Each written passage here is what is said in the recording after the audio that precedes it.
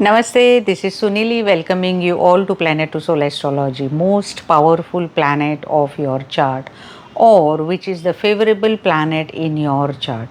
Whenever I do consultations, also below many videos, people are writing how to know that this particular planet is powerful in my chart, or which is the favorable planet in my chart. So many people ask about the same thing, that how we come to know. So friends, today yes, we are going to discuss about our most favorable or most powerful planet in a chart. Everyone knows that particular planets, see, we are born with particular karmic cycle, and definitely all planets are divided in different houses. One house, they are in combination, they are in trine, or they are 6 8 to each other. They are posited in trika bhavas, that is 6th, 8th and 12 houses. In other varga charts also, planets are gaining that true strength. Also they are again regaining their they are again regaining their strength after certain remedies, or after karmic remedies, whatever we are doing.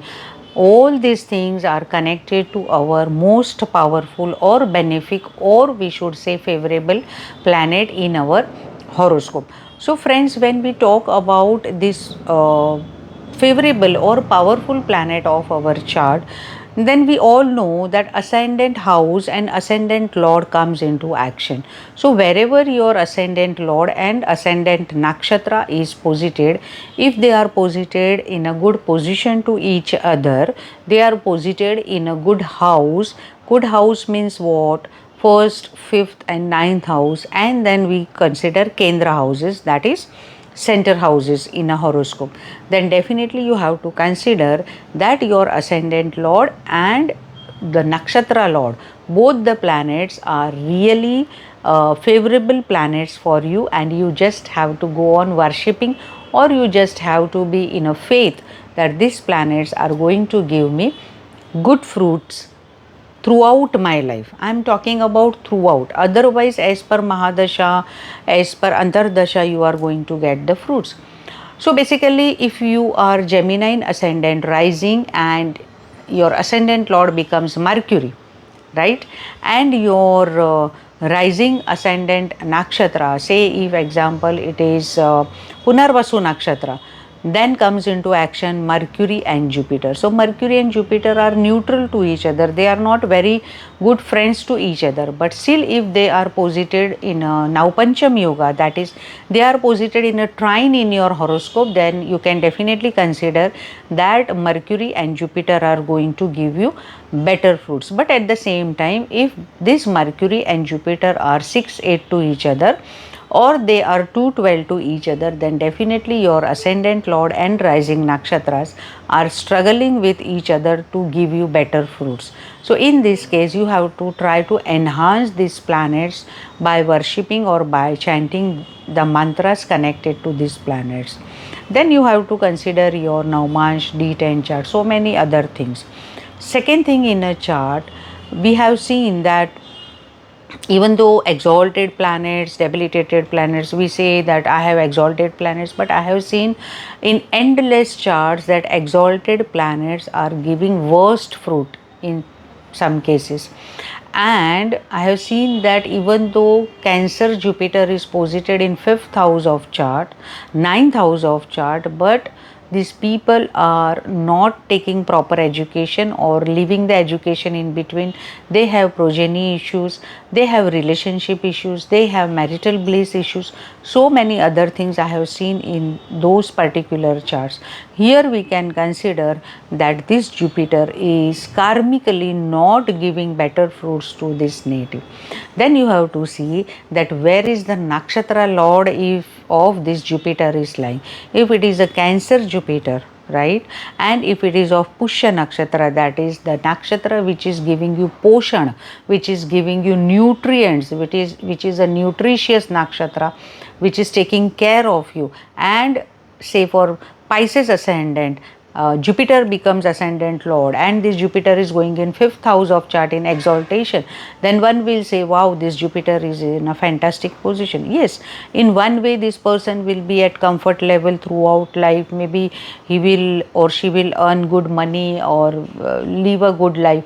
But what about the nakshatra lord? Nakshatra lord is again 12th lord, that is Pushya lord Saturn is again 12th lord and 11th lord. If that Saturn is not in a good position in your chart, then definitely you should not consider this Jupiter giving you benefic fruit, or you should not consider that this is the most powerful planet or most favorable planet of my horoscope, unless and until Shani is good in your D9, D10 or D60 charts or other Varga charts, right? This is the second condition that you have to see, where is your ascendant lord lying and in which nakshatra, as I said before, right?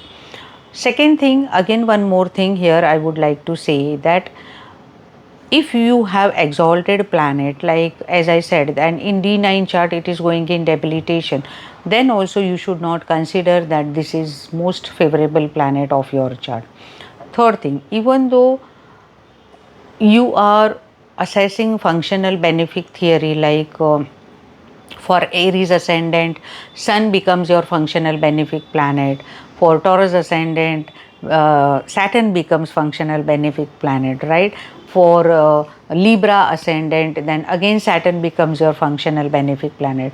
So the most favorable planet of your chart in this functional benefic theory also needs to be assessed, that where is that functional benefic planet is lying in your chart and how its position in your chart, where it is posited in a chart. Definitely it is a good planet, but whether it is in a good position, whether it is in a good strength, whether it is with good nakshatra, and how its position is lying in Navmansh or Dashmansh Kundali, then definitely this planet becomes your favorable or powerful planet of a chart, right? And when it will give you more good fruits, in its Mahadasha it will give you good fruits. So specifically for benefic theory, functional benefic theory, that is Yoga Karaka Graha, you have to consider this. Other than that, which is the favorable or powerful planet, say for example, Sun is becoming Markesh in your chart, that means Sun is your 7th lord, or Sun is your 12th lord, that is Leo sign is rising in your 12th house of chart, or Leo sign is rising in your 8th house of chart or 6th house of chart. But if it is in Pushkar Navmansha, then definitely the Sun is your powerful planet of a chart. This, friends, you have to keep in mind. And if in Navmansha, by going in Pushkar Navmansha, and in Navmansha also, if it is posited in a good house, that is 5th house or 9th house, this Sun or any planet which is going in your Pushkar Navmansha, in spite of benefic theory, the bestest planet of your chart becomes Surya.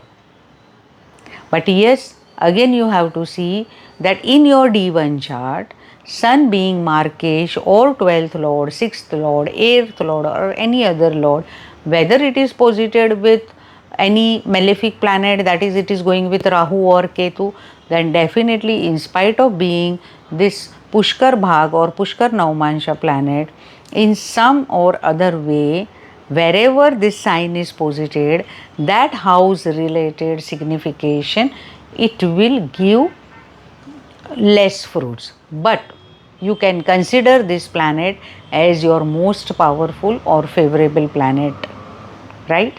Third thing what you have to consider in a chart, that in Navmansha or in Dashamansha, then you have to see that particular planet is gaining good strength. Like in D1 also, say for example your Venus is in a good sign, in a good house, in D9 also, and in D10 chart also. I am just talking about these three charts only at present. Then definitely you have to consider that yes, this particular planet is very good in my horoscope, and I have to enhance this planet in my chart by reciting mantra or by performing certain karmic and spiritual remedies. Say for example in your D1 chart, even though it is not a, say, we will take example of Venus. So if it is not a functional benefic planet of your chart, but if Venus in your chart goes in say sign of Taurus, right, in D9 chart also, if it is going in the sign of Cancer, say for example, right, and in D10 chart also, if this is again going in a favorable sign, then definitely you have to see, or you have to consider that this Venus is definitely giving me good fruit, because by going in the sign of Cancer, which is going in Taurus sign, in Naumansha it is going in Cancer sign, that means that that is going in 7th Naumansha, right. That means this Venus, in terms of marriage, even though you are finding certain issues connected to marriage, but this will definitely give you good fruits also connected to marriage. This is something deeper what I am trying to convey you. I am just trying to say you that in all Varga charts, you have to consider if any particular planet is going in a good house or a good sign. Say for example, Taurus Venus only, if in all three charts, including these 60 charts, if it is going in Taurus only, then you have to say that Venus is the most powerful planet of my chart horoscope. But still you will say that this is not giving me very good fruits. Then you have to see that where your Taurus sign is lying in all the Varga charts, including your natal chart first. And then you have to consider nakshatra, if you are seeing upanakshatra, any theory, whatever you are following.